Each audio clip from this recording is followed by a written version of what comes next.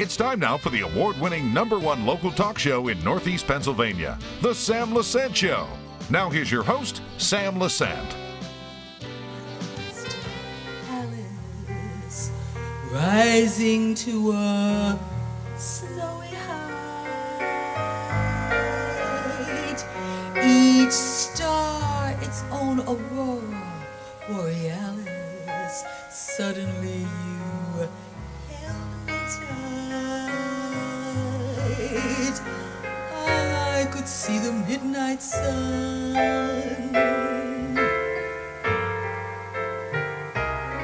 Well, folks, the girl you're listening to, her name is Lynnie Godfrey, and I'm so happy to have her on my show today. It's going to be an entertaining type show, not a political show, just a fun show, the kind of shows I like to have. Lynnie Godfrey is been around for a while, beautiful person, has a lot to talk about. Lynnie, thanks for coming on the Sam Lesante Show. Thank you for having me, Sam. Great voice. I listened to both of your CDs. Thank you. And, you know, it's amazing. I was telling you before, I had a talent show, Spotlight, Sam Lesante's Spotlight Talent Showcase.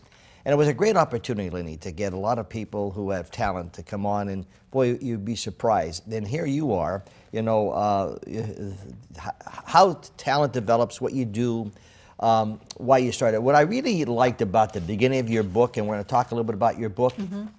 The book is called Lynnie Godfrey, Sharing Lessons While Seeking the Spotlight. I like that, okay? Acknowledgements. The very first paragraph says, I first want to thank God for always knowing what was best for me.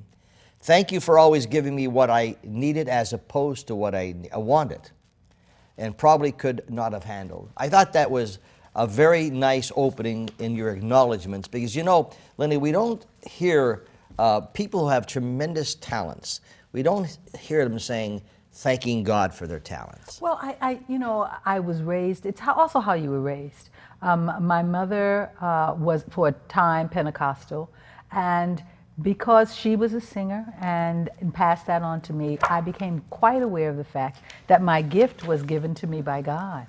And I wanted to always honor God first, singing in the church, and then singing religious songs, and then studying in Carnegie Hall with Dr. Chauncey Northern. I became aware of that influence.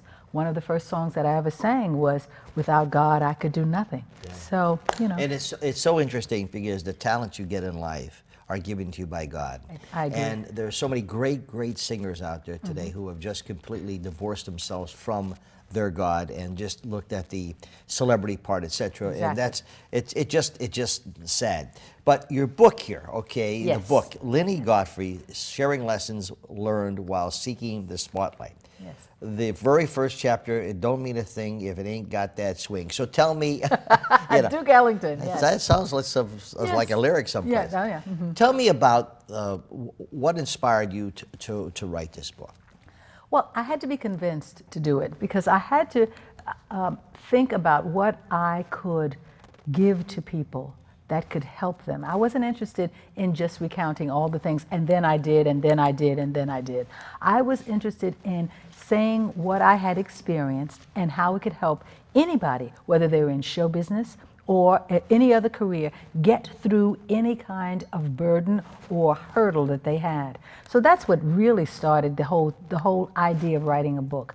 Then Bathsheba Monk, who was my editor, said, you have a story in you, and you should tell the story because it will help people. And my mother's favorite song was, If I Can Help Somebody. So, in fact, that's what the book started to be named that, If I Can Help Somebody. Where were you born and raised? Born and raised in New York City, Manhattan, yes, in Harlem. Yes. Any brothers or sisters? No. I was raised with my cousin Joanne Wood, and my mother also raised another young man, Larry Wood. But I was my mother and father's only birth child. Was your mother an entertainer, your father? Yes, she sang on the radio, and my dad used to dance in Florida. They were from Florida, in the Cotton Club in Florida. Is that right? Yes, so when So you grew up in the entertainment? I did, with an influence there, but they always focused on education. But before I was 3 years old, I would say to people, I'm going to college. I didn't even know what college was, you know, but they knew the importance of education. So they also put me in that direction But the influence, all the music was there in the home. They used to listen, my mother used to listen to Mahalia Jackson all the time. She also loved Ethel Waters. She loved for me to look at the Fred Astaire, Ginger Rogers movies. You know, they were just fabulous. I would look at the Nicholas Brothers. All of those movies were on television because I was a little girl, and they'd be on the Late Show, the Late Late Show. And in New York, no one knows about these things now, but they had movies on. $1 Million Movie was on, you know, and I'd look at movies twice a day. When I was a little girl, I'd look at the Late Show. Watch it many times, $1 Million Movie. Yes. And so that was an influence also. How was it when you were growing up, okay, and what determined, I mean, you lived, so you had the atmosphere of entertainment. Yes. Okay, so you went to high school. Did you go to college? Yes, so Hunter College. Okay. Hunter College. What was your degree in? Theater and communications. So you, from the get-go, you were going in I did. Well, I started studying at Carnegie Hall, and that is really what really made me realize that I wanted to be in music. But I thought that I would be an English or science teacher. Oh, okay. And sing only on the weekends. And I wanted to sing like Nancy Wilson, you know, or somebody like that, but only on the weekends in a club, you know, and I thought I'd be practical. So as a little girl, I would always have my blackboards and my dolls, and I'd teach and teach. It wasn't until I was a freshman in college that one of my professors came up to me and she said, I really like the way you speak and handle yourself. I think you should audition for this play. And I had already studied music for years, and I was a music major and a classical music major. I had you know, I was singing Verdi and all those things. And I said, acting? I don't think that's for me, but all right. She said, no, just read this. And it was a lovely play about a young girl who was going to go to Hunter College. And I was away at school at that time. And I went and I read it and fell in love with the theater. Just like that, as soon as I did that, you know, audition, and got a chance to do that. So it was, the influence was there, but it was latent. It was, you know, it had to grow. It had to grow. And it grew out of my using my education at the same time, which I always say to young people, you understand that if you have a talent, you have to develop the talent, develop the skill, but also you need the education. It broadens how you understand everybody else's culture, you know.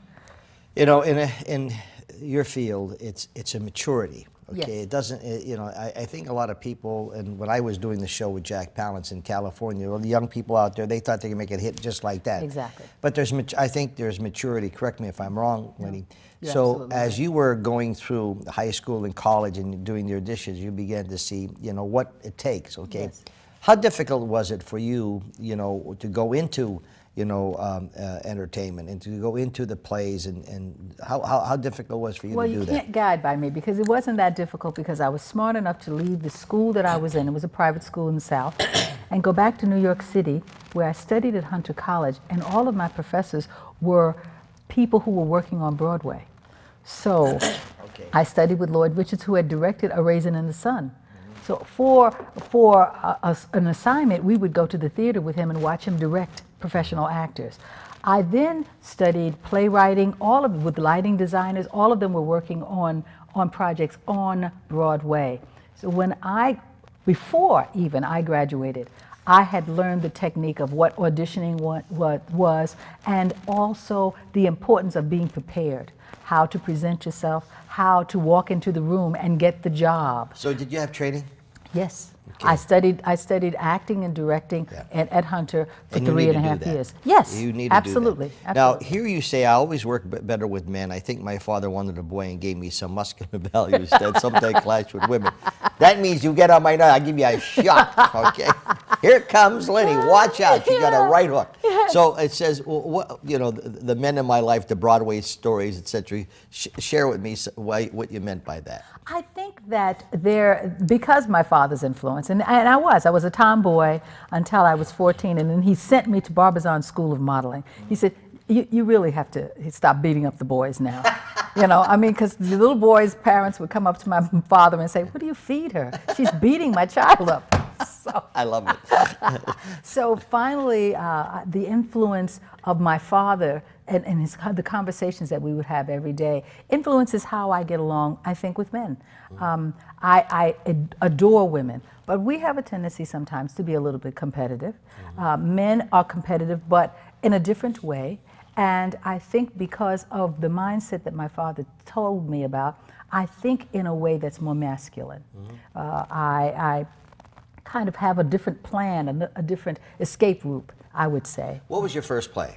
The first play was a play called Mama Liberty. I played Mama Liberty, and it was like a political satire, you know. It was street theater, and I got that job before I graduated from college. So I graduated from college already working, you know. And then the second job was a musical called Ragtime Blues, and it was the music of Scott Joplin. Were they off Broadway or on Broadway? Off Broadway. It took me 2.5 years to get to Broadway to do the UB, which was the music of UB Blake. Okay, folks, I told you this would be a fun show, didn't I? Her name is Lynnie Godfrey. Has albums out. You could always. How can we get some of your albums? Well, it's my website, www.linniegodfrey.com. They are on Amazon. You know, they're everywhere. You know. The book is great, folks. We're going to come back, have a little bit more fun. Stay with us. Thank you.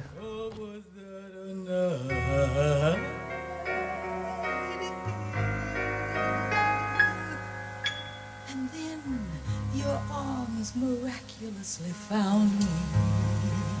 Suddenly the sky turned pale. I could see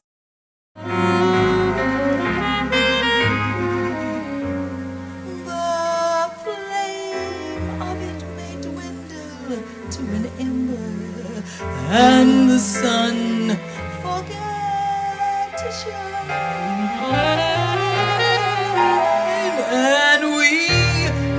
The meadow in December, icy white and crystalline. Welcome back to the Sam Lesante Show, folks. You're listening to Lynnie Godfrey on the Sam Lesante Show today. Remember, 24/7, you can watch all of our programs on ssptv.com.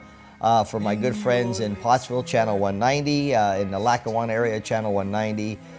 In the Wilkes-Barre, Scranton area, Wilkes-Barre, excuse me, Kingston Mountaintop area, Channel 92. And of course, 2 channels here in Service Electric, Channel 13 and 513. So my guest, Lynnie Godfrey, performer, entertainer, and you know, one of her CDs here, folks, some of the, I don't mean a thing, Good Morning Heartache, Fever, Heat Wave, Moon River, Midnight Sun, Something, Misty, Send in the Clowns, just Best Is Yet to Come. Great CD, really. Thank you very much. So you developed your talent. You knew you had a talent. You started okay, and now you did the first. Were you nervous for the very first play? I'm nervous all the time, you know. You're like my mother was. You know, I mean, I think that when I am not going to be nervous, then I need to stop. Yes, there's a bit of nervousness there. You know, I go through this whole thing before I go on stage and go, what am I doing? Why am I doing this? And then as soon as I hit the stage, it's the most wonderful feeling in the world, you know. It's where I live. It's where I belong. Yeah. You know, music is that universal language, you know, that you could really, brings a lot of moods, happy moods, sad moods, etc., you know. But your particular life, so you went in, you did the first play, okay. What did you learn from that? What was it? One of the things I learned is the level of professionalism that you have to have. You need to be on time, you need to be prepared, you need to know your lines, you need to act like someone who deserves to have people pay a ticket to see you. Yes. So the level of professionalism was a very important thing to me. How to present myself, how I should look for my audience. I always wanted people to have a nice reason to come and see me. Along with the talent, I'd like them to say, you know what, I wonder what she's going to wear tonight, and I wonder what this is going to be like tonight, you know. A little bit like that. I learned that. I had wonderful ladies who had been in the business before. I was just out of college, so I had great role models. Did this help improve your character throughout your life? I think so. Yeah. Now it says here the first rule of show business is there are no rules. Right. What do you mean by that? Well, I believe what works for me may not work for someone else. It's nice to know the things that other people do, but you have to have to conform it to what you need. It's just like anything. When someone comes up with a haircut, a different haircut, now it may look wonderful on that person, but you may have to adjust it so it can look wonderful on you. You know, things that people always say, oh, you always look wonderful all the time. It's because you know what looks good on you. You don't wear everything. So you don't do everything everybody does. You find out what is good for you. And then you apply it and you act on that. So that's what I'm saying. Some people who want to go into entertainment, and I could count as many times that people came up to Jack and say, Jack, I want to go into entertainment. Okay, the auditions that you go to. I guess sometimes people feel like if they know someone, they're going to get the part. Yes. Now, maybe it could open a door for you. It gets you through the door. But the most important thing then is you have to take over from that. Exactly. Yeah. And it says here, the scariest part of a young performer's life is the audition. Yes. Okay, why? Because they don't regard, they think that is the only thing, their performance part of it is the only thing that's going to get them the job. What you don't realize is the decision to hire you is probably made the first 30 seconds that you walk into the room. How you walk into the room, how you present yourself. If you are a person who's personable, if you have fun. In television, one of the things that I learned in doing a television series that I did was the producers are concerned about how are you going to be at 2 o'clock in the morning when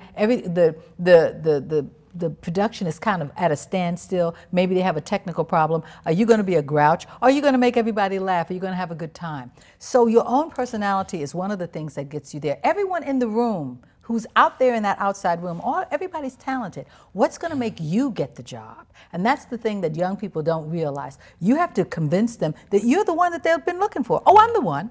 You don't have to look anymore. You can tell them everybody else to go home. You know? Did you take professional singing lessons? Yes, I did. At Carnegie Hall with Dr. Chauncey Northern Sr., I did. And I studied from the time that I was 9 until he died when he was 90. And I was in my 30s. So I studied all my life, and I still study certain techniques. It's important to preserve the voice, to know how to maintain it, to know how to do 8 shows a week. That's important. People who come on Tuesday night deserve the same kind of show that you can give them on Saturday night. So. When you started in Broadway, okay, then you went to TV. You went to LA. Yes. Okay, so what was the transition like from New York City to LA? Oh, it was a big transition. I had to teach myself how to do makeup differently. I had to dress differently. I had to realize that the moves that you do on television are not the same moves that you do in the theater. So then at that time, we had the tripods and the cameras. So I would set it up in my little apartment that I had, and I would then do monologues, and then I could look at myself and see. So again, it was applying that skill. It was always being a student, always learning, always learning, always learning. And you did the right thing.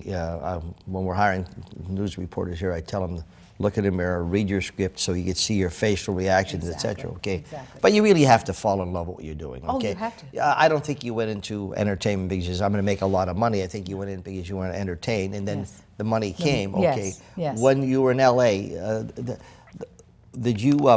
What happened? That you were on a TV series? Yes. Well, the first thing, it takes a little time. So I went to LA. I got an agent through the agent that I was working with in New York City, and then nothing happened for about 6 weeks. So I just piddled around. I started learning the city. I started doing little odds and ends things. And then they called me for an audition. And it was an audition for a commercial. And the people in the commercial said, well, you know, you have the copy, great. Do something different. So I decided to sing the whole thing. Got the job. Good. You know? Did you find, when I was out there in LA working with Jack Palance and my wife and Elaine, we were doing different interviews, okay? I found a lot of, they say there are a lot of plastic people, you know, I found a lot of that. Then there were some real nice people, but when you were dealing with people, did you find sincerity or did you find, you know? A little of both. You know, I think people truly do mean what they say, they just can't carry it out in LA. And a lot of those people gravitate to Los Angeles. They mean that they're gonna call you up and have a glass of wine, but they never do because they become preoccupied with something else. Because it's not a city to make friends, it's a city to be successful in. That's interesting. I've never heard it said that way, but that's so true. Yes. That is so true. We're singing. How did you get the TV gig? Oh, that was just my agent saying, "Look, Lynnie, we know that you're an actress. There's a television series that Norman Lear is looking for. Why don't you? We're going to put you on tape." And this is after I had done probably a movie and some commercials. So they put me on tape to play a neighbor, and I thought immediately, oh, this is a great part. I can just go in, do the scene, get out. I could be really cute. I love that. So then they sent it to LA. I heard nothing. I went on to do a play called 39, a musical, a workshop of that. Then that's when Mr. Lear came to New York, and he wanted to see everybody personally. They wouldn't let me out to see him because we were in Tech Week, and you don't leave in Tech Week. So I missed that opportunity. When the workshop was over, I flew back to LA. My agents immediately said, Norman Lear is looking for you. I said, oh, great. It's for that neighbor role. Oh, this is fabulous. He said, no, he's looking for you for the lead. Wow. I went, whoa. That's what I said. I went, really? Yeah. I went, well, I'm not right. Now, this is an example for the actor thinking that they know what the director and producer wants. I said, I'm not right for that. I'm going to go in there and I'm going to show him that I could do this neighbor. So, I went in there and I'm all dressed up for the neighbor, and I see him walking down the hall, and here he comes with his entourage, and I see him whispering something. And later on I asked him, I said, Mr. Lear, what were you saying? He said, well, she's kind of pretty, but I hope she can act. Now, is this the cast of 704 Hauser? That's the 704 Hauser. I remember watching this, yes, okay? Yes. You were with... I was John Amos, John Amos. and Maura Tierney and T.E. Russell, yes. Yeah. And how long did you do that? We did it, well, it took us a year, but we only did a season. Unfortunately, we were the casualty. They kept the nanny and they dropped us. Is that right? Yeah. Yeah. Did you, was it a great experience for you? It was fabulous. Yeah. He's a genius. Norman is a genius. Yeah. I learned so much from John Amos. He's a wonderful actor. I've made lifelong friends with the young man who played my son, T.E. He still calls me his mom. He now has married and has children, so I still talk to him. So it's a wonderful experience. I'll never forget it. So we're going to go to break. When we come back, we want to know what you're doing now. Okay. Right. And folks, I'm talking to Lynnie Godfrey. Great person, great book, great experiences, and you learn something from these experiences. We'll be back right after the break. Each star its own aurora borealis. Suddenly you held me tight. I could see the midnight sun of the universe around me. Or was that a night?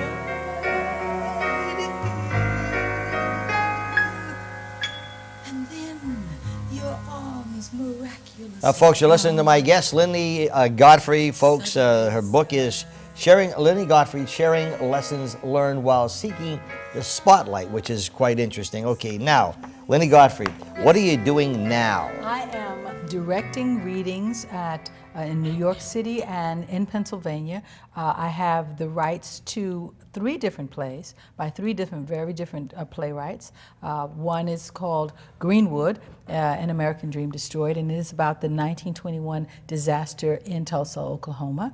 Then I have 2 one-act plays that I just finished directing at Arts Quest in Bethlehem, Pennsylvania. That's Legacy and The Red Blood of War, and that was about the World War II vets, because my father was a World War II veteran. So I was an Army brat, and so I wanted to tell that story of the men who really conducted themselves on the Red Ball Express and brought the supplies to the front line when the ports were bombed. They did it from August to November. So that was that play was about. Are you doing any teaching, private teaching, any instruction? No, I do master classes, and next season I'm going to be doing a reading of Greenwood in Sage College in New York City, upstate New York. Hopefully we'll do some more of those things, some more of those plays all around. We also have a play about fracking by Bathsheba Monk that we did at Arts Quest, and it's a wonderful musical. It's a special kind of musical